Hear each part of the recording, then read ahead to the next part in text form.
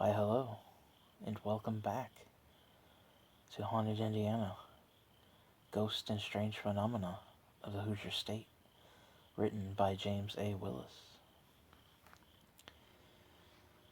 Tonight in Season 5, we go to Story 4,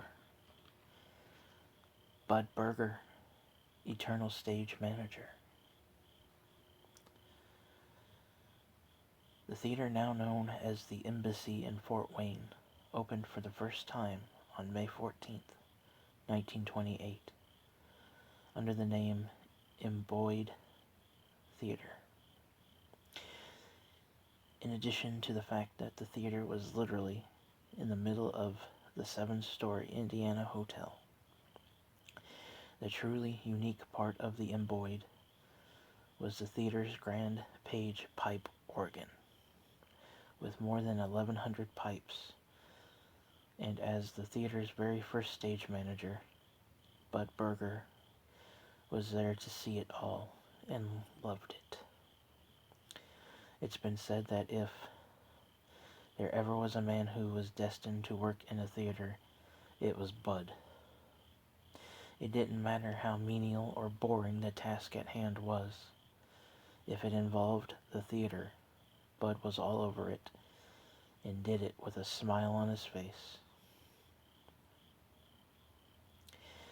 It got to the point where Bud actually felt sad when he had to leave the theater at the end of his shift.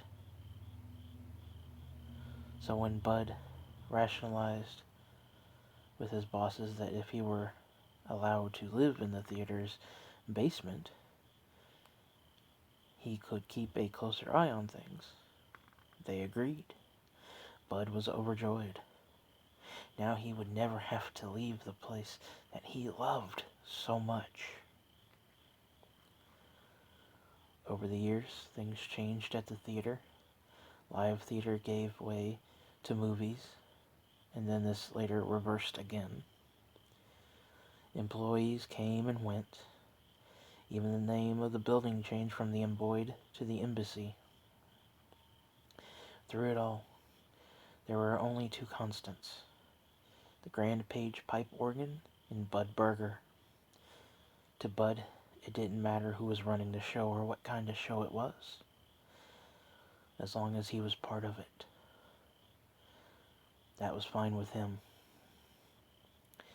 In 1965, though, the final curtain fell on Bud Berger's life when he passed away.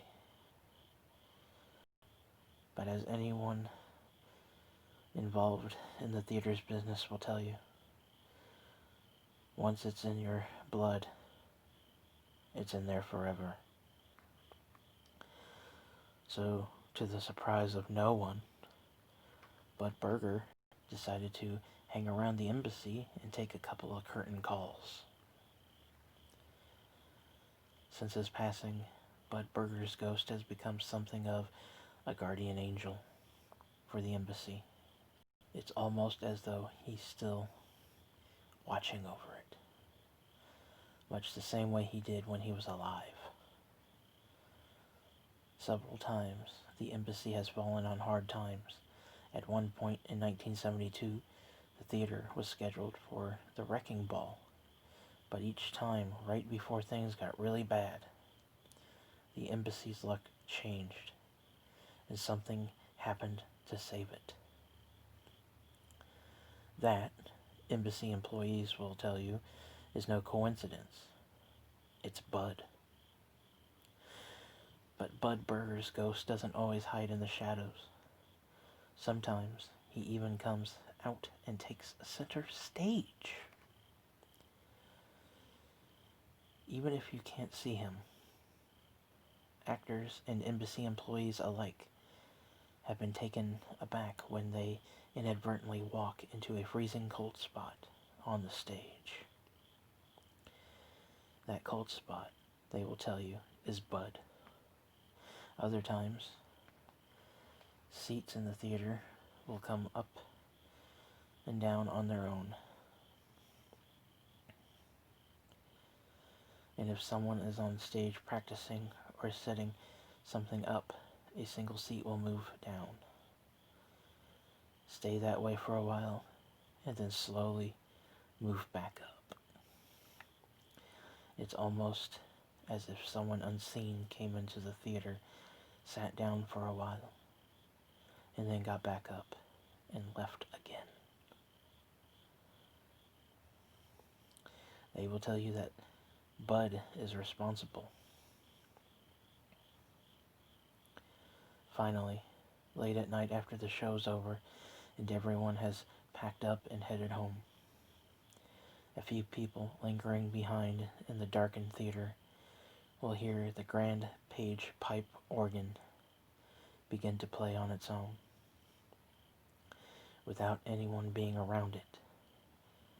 And who do you think they'll say is responsible for that?